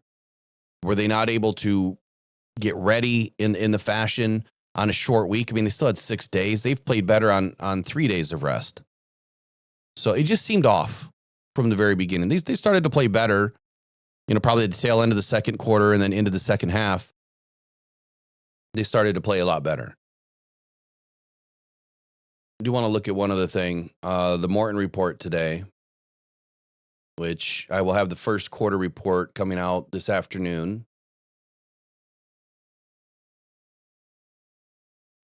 Where is it? Here's the game. There it is. Okay, the Morton effect compared to Ben Johnson. That will come out later on this afternoon, like I said. In the third quarter, how did the Lions do? Well, Jared Goff didn't have his best day in the third quarter, throwing that interception. And then the Lions punted. So this was not a good third quarter for the Lions. They had an interception and a punt in the third quarter.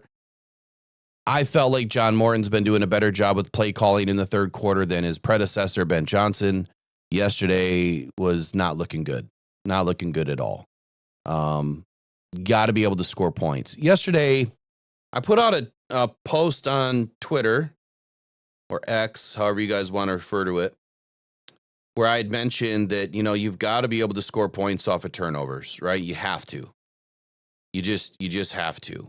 Let me go back to what my post actually said. I got to find it.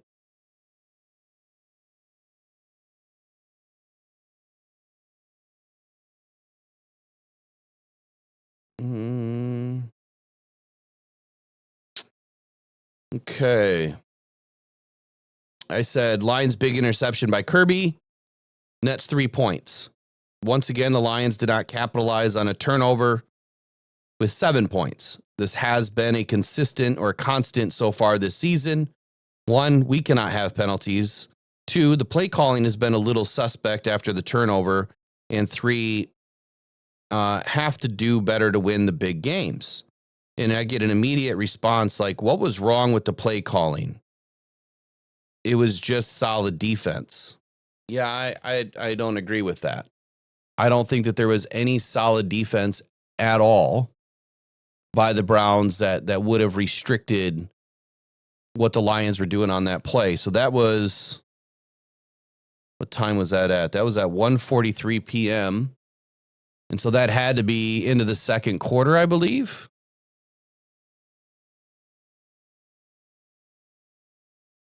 Had to be into the second quarter.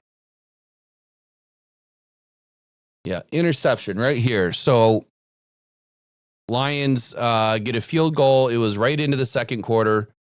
5 plays, 16 yards, 2 minutes, 32 seconds come off the clock. Jake Bates hits a 58, I think? 48-yard field goal. But here's your play calling. A 13-yard pass. Jared Goff passed short right to Amon-Ra St. Brown for 13 yards.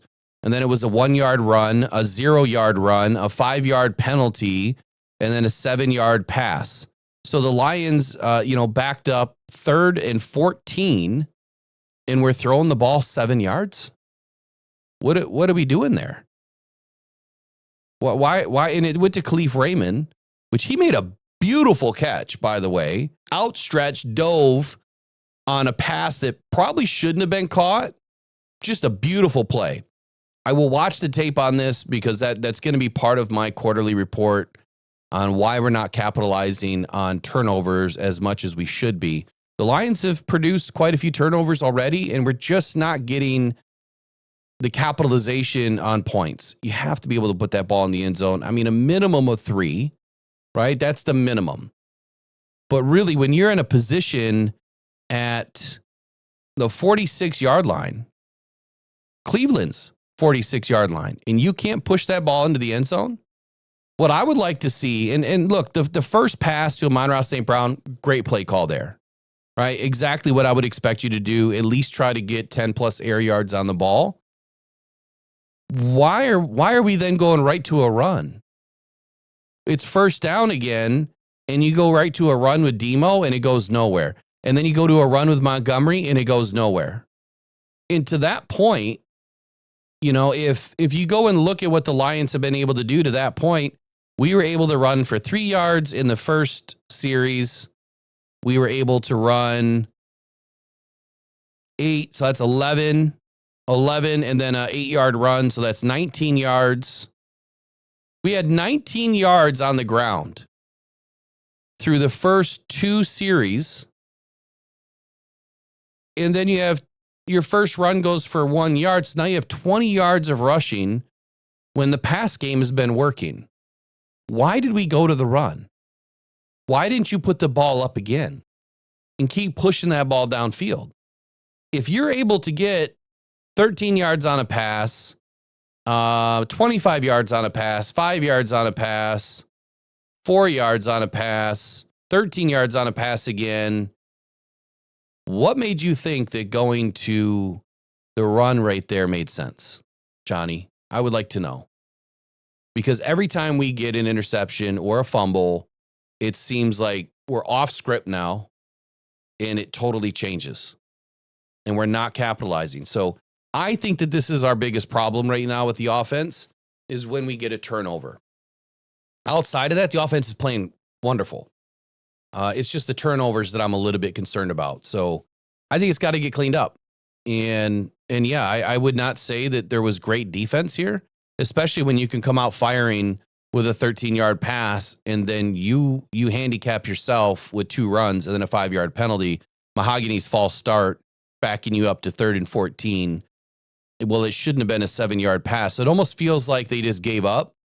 Like, well, shoot, we're backed up. It's 3rd and 14. You're at the 37. That's 4 down territory.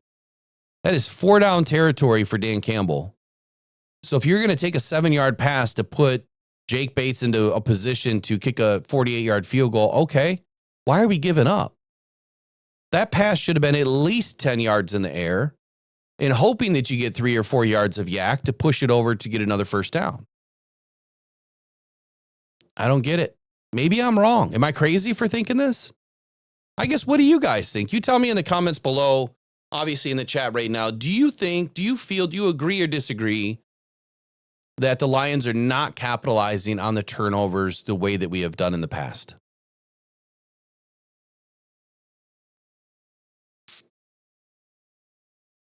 Okay, Arf says hypercritical, but okay, what do you mean hypercritical?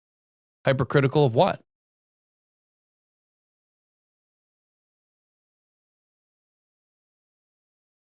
Okay, trying to show Swartz our run game. Our run game was not working. Period. We were not running the ball at all. 19 yards to that point in the game. Nothing was working in the run game. Nothing. It wasn't until the second half that the run game started to open up. And that was on, my goodness. I mean, even going to that, like if I go to the rest of the second quarter, we go 4 plays and a punt. We had a 24-yard run by Gibbs on that next series. That was our best run of the day. And then we had a 5-yard penalty and then another 5-yard penalty. And we go 8-yard pass, incompletion, 2-yard pass, punt. The next possession, 3 plays and a punt, minus 2-yard run, 1-yard run, incompletion, punt. And then we go 3 plays on a touchdown after we get an interception, 3-yard run, 0-yard run, 2-yard touchdown pass. Okay, and then we go the next series. We go 5-yard penalty to start. These penalties are killing us. But a 6-yard pass, a 27-yard pass, a 6-yard pass, an incompletion, and then a field goal. It's not so much pass first run all the time as it is, I feel like where the players were landing, their landmarks on these pass plays. Were they missing the mark? And then you've also got to think, okay, you've got Myles Garrett and the rest of this defense breathing down on you. And Jared's got to get that ball out quick. So that means you got to run a certain route, right? You have to be able to get open. I don't give as much credit to the Browns defense yesterday on the back end. I felt that we had plenty of guys that were open. Obviously, Jared was trying to push it to Jamo when we had plenty of guys that were open underneath for plays that would have been just fine. Too many penalties yesterday. That is another big concern of mine now through the fourth quarter. And I'll get into all that when I get out the quarterly report a little bit later on today.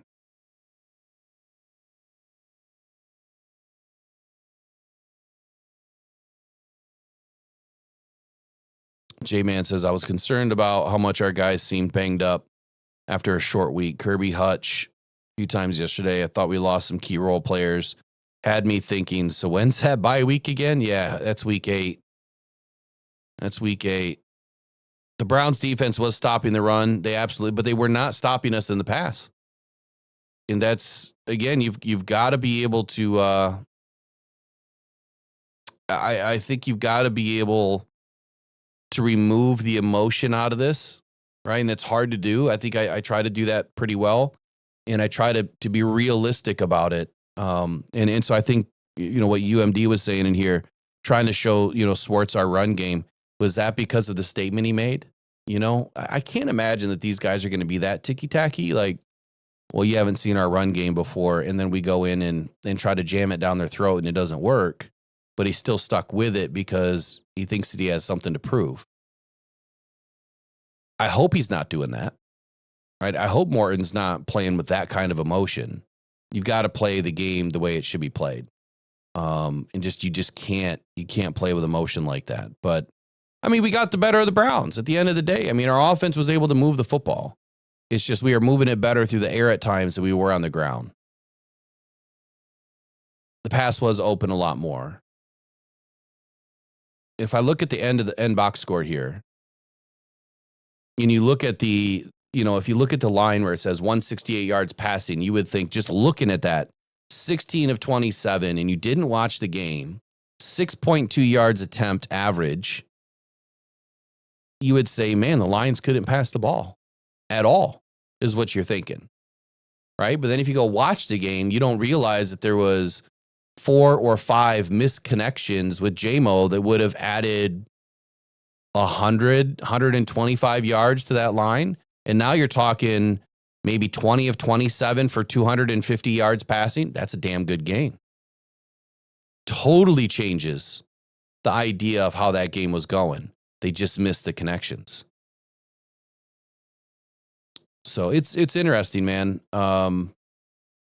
When I look at the stat line and I see Amon-Ra St. Brown's averaging 10, Jamo's averaging 20, Laporta's averaging 13, Khalif had 2 catches averaging 6.5. That tells me 10, 20, and 13, all explosive plays, your pass game was working. It was working. Especially when you have an Amon-Ra St. Brown, 25 long, Jamo, 27 long, Sam Laporta, 27 long. Pass game is working. That's what I see. And I won't agree with everybody, and everybody won't agree with me. I'll finish with the defense real quick. Jack is no longer Jack Campbell. Forget the last name. Please forget the last name. We have to just call the dude Jack. And my dad brought this to my attention yesterday. He's like, man, if you remember the defenses from back in the day, and I forget who he said, who the player's name was, but I think his name was Jack too. But back in the day, man, you just call players, it seemed like, by their first name because they've arrived, right? Like they are the dude. Jack is the dude. Jack is a hell of a football player. So I'm done calling him Jack Campbell. It is just Jack from now on. So if you catch me calling him first and last name, make sure you correct me, but it's just Jack from here on out. Absolutely love what Jack is doing. 11 tackles yesterday, 7 solo, 1 TFL. I've got to go through and add up the TFLs, but again, another game where the Lions finish with more TFLs than they do sacks. And it's those TFLs, obviously, that made a lot of plays happen. 9 quarterback hits yesterday for the Lions, quietly, right? Quietly. It did not seem like the Lions were getting after Flacco a whole lot, but 9 quarterback hits, 4 by way of Aiden Hutchinson, 2 TFLs by Aiden, and 2 sacks by Aiden. Hell of a game. The question earlier was, do you think that Aiden Hutchinson is back? And I would say that I need to watch the film to see all of the other mistakes that he made yesterday, along with the other guys. A lot of mistakes. Dan Campbell said it after the game. There's a lot of mistakes in this game. We take the good with the bad, but you have to bury the bad. You have to take the good into the next game. And then you have to stack upon that. Like Aiden likes to say, we got to stack games. It's time to stack some games.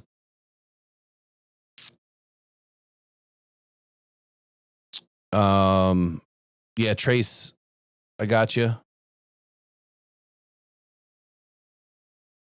I'm just about done anyway. I got you. All right, ads off. Don't forget, the reason why we ask for likes is it really helps out the algorithm to find more Lions fans like you. I know it seems, I don't know. What does it seem like? I know people use the word begging. Nah, we're not begging. We're doing what every channel does. We try to build through the algorithm. We tried to build organically as much as possible. And people forget to send in a like or a comment. Your comments after the live stream are the most important to this channel. Even if you could just take 15 seconds out of your day after, I just took more than 3 hours out of my day each and every morning. I wake up at 5 to put together a show for everybody that, we can have good conversation in the chat. Every day, we're dedicated, 30 hours of my life at least doing content. We would appreciate if you just took 13 seconds out of yours to send us a comment, hit the like button, and make sure you hit the subscribe button and help us get to 10,000. We've got the 10,000 K giveaway, or the 10K giveaway. There's going to be 2 Lions tickets to a game this season, and we're going to try to work with the winner. It's probably not going to be the Monday night game, but we're going to give away 2 tickets, and hopefully you don't sell these tickets, right? But I'm going to have to buy tickets. I'm not going to give away season tickets because I don't want them sold, and if you do sell them, then it doesn't hurt our account. But anyway. It helps us big time. So if you could at least just send us a comment, even if it's #GoLions, #OnePride, whatever it is, beat the Bears, beat the Packers, whatever it is, man, it helps. If you have nothing else to say, just say that. One Pride, go Lions. And then you can ticket text, or I hate to use that word, ticket text. I know other people use it. You can text us to the number that, it was on the screen. And we'll use all those in the show. If you don't want your name a part of the text, that's okay. We won't say it. And I don't know whose number is, calling. Like we don't store numbers. And the way that this is routed is the way that it's routed. I'll never see your phone number anyway. But we don't share information. We don't sell information. All that stuff stays personal and private to you. But 313-763-2278. Again, that's 313-763-2278, better known as just 313 Podcast. Very simple and easy to understand, 313 Podcast. You can send in your messages throughout the week. Mailbag email is mailbag@rockdown.com. We had a Sunday game, so that means Wednesday this week will be Gripes and Hype. And all that means is, what are your gripes about the week? What are your gripes about the game? What are your gripes about the team? Everybody has them. It's perfectly okay to have a good debate about this stuff. And, you get critical. There's nothing wrong with that either, right? We all have our gripes. We all have our hypes. So what are your hypes? Who's playing well? Who's doing well? Who deserves more playing time? who are the standout players on this team, whatever it is, the coaching staff, whatever it is that you want to talk about. If you want to make a statement, if you have a question, if there's content you want us to dive into, that's what this is for. So mailbag@rockdown.com and then 313-763-2278 is 313 podcast. That's how you guys get a hold of us. I do not take the second phone with me to the games. One phone's enough. So if you do want to meet up, you have to make sure that you get to us before the Sunday game or whenever the game is. The Monday night game, that'll probably be when we have our first big tailgate. And I say big by means of good food, right? There'll be drinks. I don't drink, but there'll be drinks that you can donate to, beers, liquor drinks, whatever stuff will be available for you. You can bring your own, obviously. We would prefer that, but it all goes to donate to the Rockhound Cancer Foundation. And then we're also, October, man, is Cancer Awareness Month. So we're gonna be doing something big live online together at the end of the month, depending on how much we do on this tailgate, to make a nice donation to somebody. And it's all of your hard work and all of your donations that are going to make it possible. If you would like to donate before we get to that point, you can do it by doing a super chat, but we prefer that you do it to the actual foundation because the fees are only like 4% that we pay when you do it through buymeacoffee.com. And we would always let people know that you did donate. So big shout out to Adam Gakowski. He puts in a weekly donation every Friday through the Cash App. Trying to get all the house cleaning done all at once here.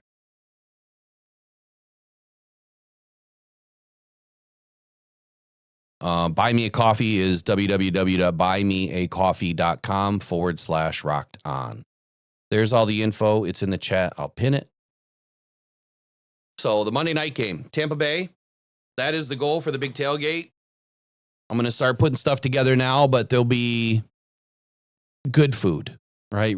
Really good food. As a former chef, I'm going to take care of you guys. We could use some volunteers and some people that want to hang out even after the tailgate. And if you're not going into the game, if you don't have a ticket for the game, that's fine. If you want to stay and hang out in the parking lot, we can leave things set up. And I'll probably bring a TV and we'll have the game going at the tailgate. But reach out if you want to be a part of it. If you want to volunteer, there may be some things that you could help bring. But there should be, tables set up, tents set up. Hopefully Eric is going to join me. We'll do the podcast live from the parking lot. And then we want to get people to jump into the show. I'm going to try to do it live. It all depends on how much service we have. Otherwise, we'll record it and then we'll share it later with everybody, that night or something like that. But this will be the first big Rocked On Detroit Lions tailgate. And then next year, we're going to be doing them more often. It's just being able to get there the night before. When you only have 4 or 5 hours before a game, it's really tough to put on a big tailgate, especially when you don't have, 20, 30 people helping you do it, like some of the bigger ones. But we're going to try to pull it off for the Monday night game. So there you go. I think that's all the house cleaning for the day. Outside of that, make sure you guys support. If you love, rock hounding, YOOPERLITES.com. You get all of your rock hounding equipment, flashlights, rock sticks, whatever Eric has going on. Check them out, YOOPERLITES.com. Get your gear at Pro Sports Zone in Livonia. Visit John Yu and make sure you guys clean up. Big shout out to the Detroit Lions yesterday for Game on Cancer. They did a wonderful job, like they do every year. This year they handed out pins, and we got Game on Cancer pins yesterday. As a matter of fact, I think it's upstairs. So big shout out to them, man. That kind of stuff. I know it's little, but to somebody that like a nurse, right, or someone that can put it on their badge and they can wear that, it's it's the small little gestures that go a long way. So shout out to the Lions for doing that. To all the cancer survivors, the cancer warriors out there, man, keep working, man, keep fighting. And I promise you better days will come. Promise you, they will come. Just keep on fighting. All right, anything else before I get out of here?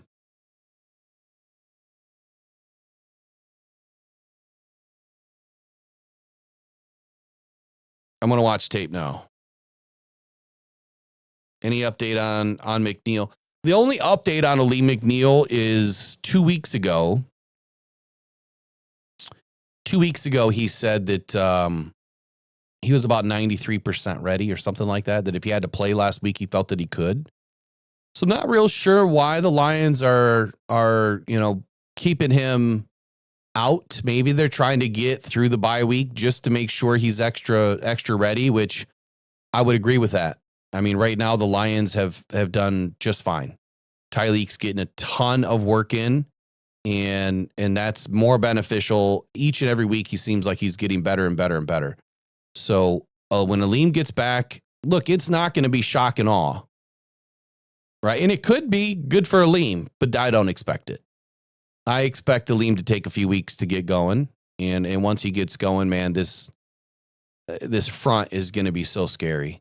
Aiden each and every week is getting better.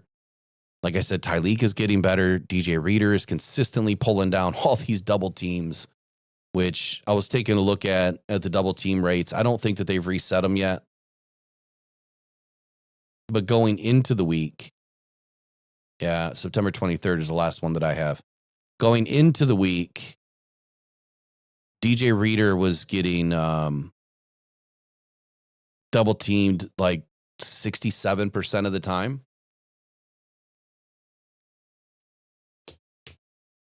Which is crazy. How much attention that he's commanding.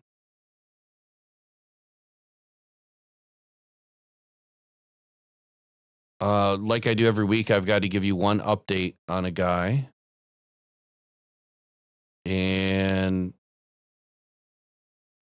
that would be Zadarius Smith.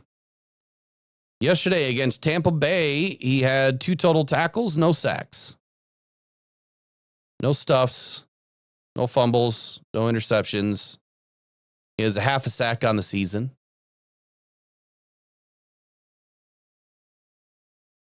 And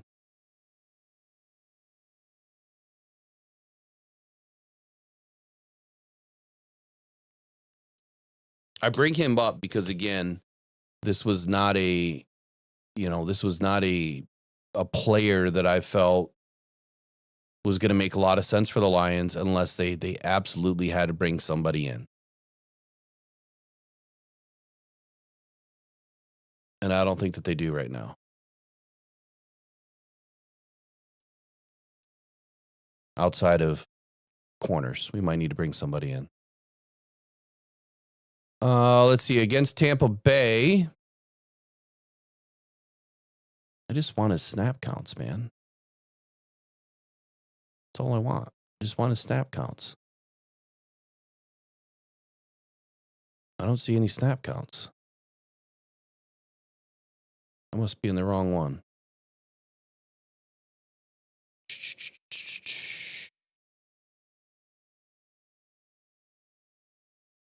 All right, here we go. Nope, it's still not giving me an individual snap count.